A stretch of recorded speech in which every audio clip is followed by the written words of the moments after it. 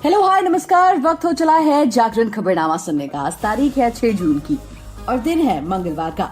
चलिए आपको बताते हैं आज दिन भर की तमाम बड़ी खबरें, लेकिन उससे पहले एक नजर सुर्खियों पर।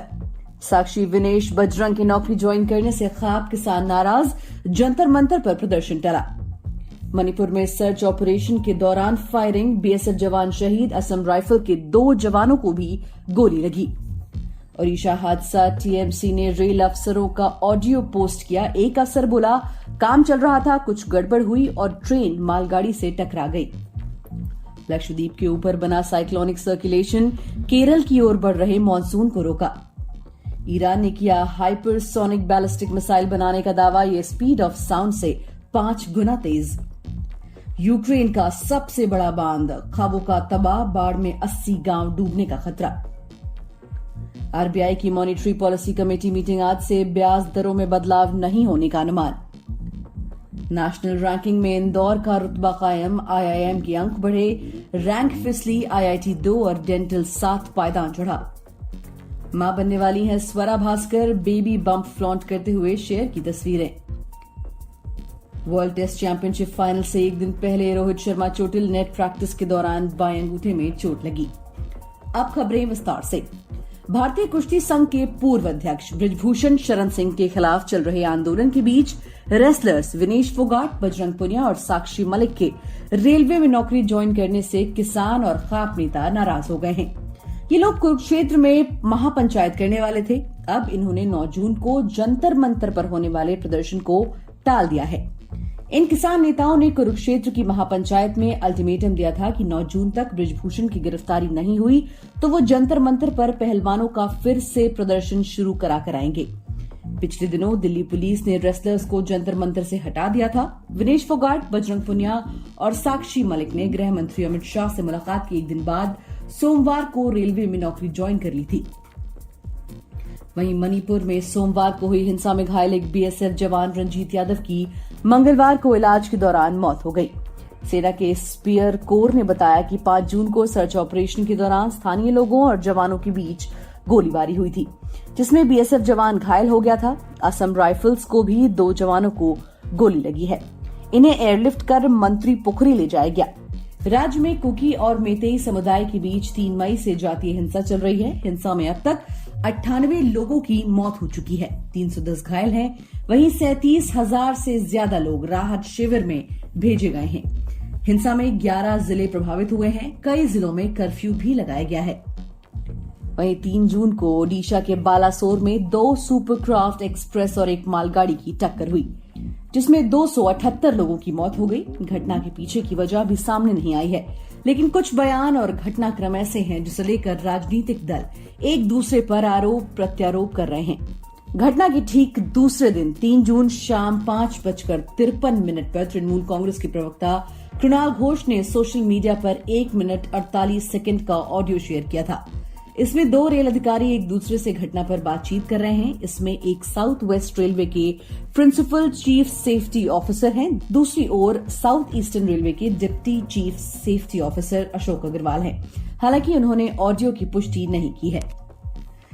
वहीं इस साल मानसून की बारिश के लिए थोड़ा और इंतजार करना पड़ सकता है। मौसम विभाग के मुताबिक इस बार मानसून जून के दूसरे हफ्ते में केरल पहुंचेगा। इससे पहले मौसम विभाग ने कहा था कि 1 जून को केरल में दस्तक देने वाला मानसून 5 जून को आएगा, लेकिन ये अनुमान भी सही नहीं रहा।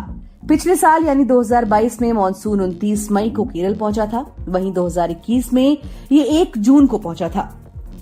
मौसम विभाग ने बताया कि अरब सागर के दक्षिण पूर्वी हिस्से में लक्षद्वीप के ऊपर सोमवार सुबह एक साइक्लोनिक सर्कुलेशन बन गया है। इससे मानसूनी बादल 4 दिन के लिए एक ही जगह पर रुक गए हैं। वहीं ईरान ने पहली हाइपरसोनिक बैलिस्टिक मिसाइल बनाने का दावा किया है। इस मिसाइल का नाम फतेह रखा गया है।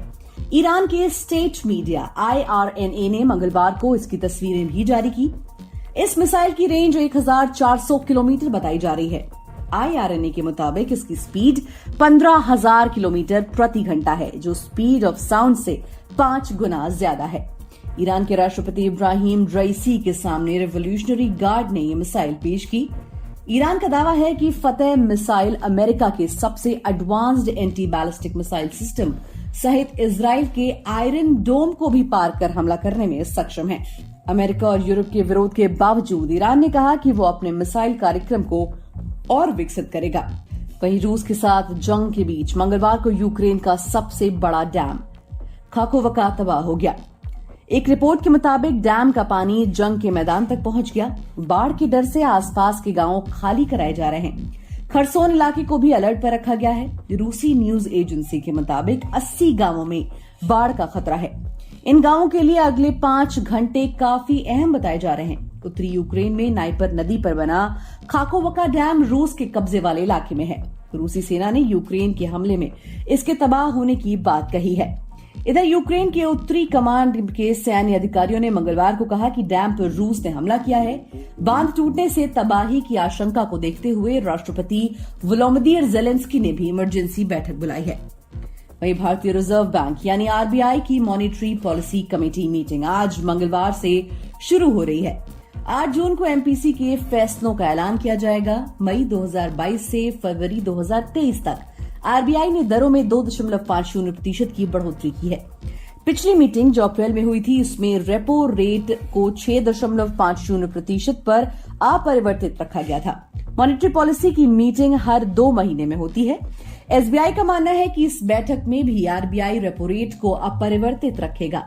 फाइनेंशियल ईयर 2024 के लिए महंगाई के अनुमान को भी घटाया जा सकता है। पिछली मीटिंग में आरबीआई गवर्नर शक्तिकांत दास ने कहा था कि इकोनॉमी में जारी रिकवरी को बराबर रखने के लिए हमने पॉलिसी रेट में बदलाव नहीं किया है, लेकिन जरूरत पड़ने पर हम स्थिति के हिसाब से कदम उठाएंगे। वहीं शिक्षा मंत्रालय द्वारा जारी उच्च शिक्षा संस्थानों की रैंकिंग में इंदौर के शैक्षणिक संस्थानों का दबदबा कायम है। NIRF यानी कि नेशनल इंस्टीट्यूट रैंकिंग फ्रेमवर्क 2023 में इंजीनियरिंग कैटेगरी में आईआईटी इंदौर को 2 रैंक की बढ़त हासिल हुई है। पिछले साल उसे 16वीं रैंक और 61.68 अंक मिले थे, जो इस साल 14वीं रैंक और 63.93 अंक हो गए हैं। ओवरऑल कैटेगरी में भी 31 से 28वें पायदान पर आ गया। वहीं मैनेजमेंट कैटेगरी में आईआईएम इंदौर को 8वीं रैंक मिली है। 2022 में संस्थान की 7वीं और 2021 में 6ठी रैंक थी। उस लिहाज से इस बार 2 पायदान नीचे खिसक गया है। हालांकि संस्थान के अंकों में सुधार आया है। इस बार 5,534 शिक्षण संस्थानों ने हिस्सा लिया। आईआईटी मद्रास लगातार 5वें साल टॉप पर और बेंगलुरु का IISE दूसरे नंबर पर रहा। मनोरंजन जगत की बात करें तो स्वरा भास्कर मां बनने वाली हैं। उन्होंने सोशल मीडिया पर अपने पति फहाद अहमद के साथ फोटो शेयर कर इस बात की जानकारी दी। इन तस्वीरों में स्वरा पिंक ड्रेस में बेबी बम्प फ्लॉन्ट करती नजर आ रही हैं। स्वरा ने समाजवादी युवजन सभा के महाराष्ट्र प्रदेश अध्यक्ष फहाद अहमद से 6 जनवरी को कोर्ट में शादी की थी। शादी के करीब 1 महीने बाद उन्होंने सोशल मीडिया पर शादी की ऑफिशियल अनाउंसमेंट की थी। खेल जगत की बात करें तो वर्ल्ड टेस्ट चैंपियनशिप में ऑस्ट्रेलिया के खिलाफ फाइनल से ठीक 1 दिन पहले टीम इंडिया के कप्तान रोहित शर्मा को चोट लगने की खबर आई है।